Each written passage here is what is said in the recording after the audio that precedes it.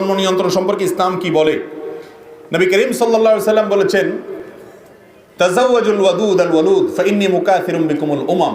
তোমরা এমন নারীকে বিয়ে করো যে নারী তার মধ্যে অনেক ভালোবাসা থাকে, যে ব্যক্তি স্বামীকে অনেক বেশি ভালোবাসবে বলে মনে হয়, তার বংশের মেয়েদেরকে দেখে অনুমান করা যায় যে বংশের মেয়েদের সন্তান বেশি হয়, ভালো হয়, এরকম মেয়েদেরকে বিয়ে করো। কারণ কিয়ামতের দিন তোমাদের সংখ্যাধিক্য নিয়ে আমি ফখর করব, গর্ব করব। এই জন্য সচরাচর এবং সাধারণ অবস্থাতে জন্ম নিয়ন্ত্রণ করবেন না একজন মুসলমান।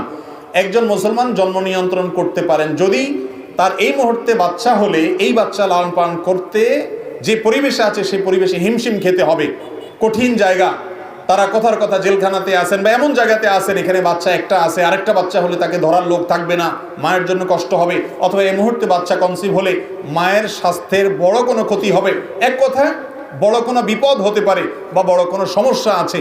এইরকম পরিস্থিতিতে সাময়িক জন্ম নিয়ন্ত্রণকে ওলামা ইকরাম জায়েজ বলেছেন।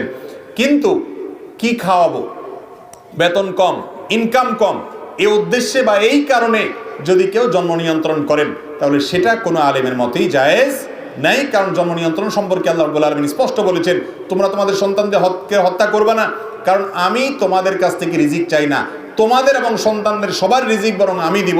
আল্লাহ রাব্বুল আলামিন চতুষ্পদ জন্তুর রিজিক দেন কি দেন না? ওমা মিন দাব্বাতিন ইল্লা আলাল্লাহি রিজকুহা।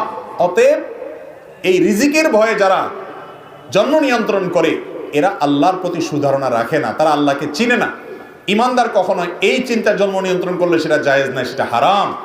আর যদি স্থায়ী কোনো পদ্ধতি, লাইগেশন ইত্যাদি এই সমস্ত পদ্ধতি অবলম্বন করেন যে স্থায়ীভাবে জন্ম নিয়ন্ত্রণ করলেন, কখনো আর সন্তান নেওয়া যাবে না, সেটাকে ওলামা ইকরাম কি বলেন?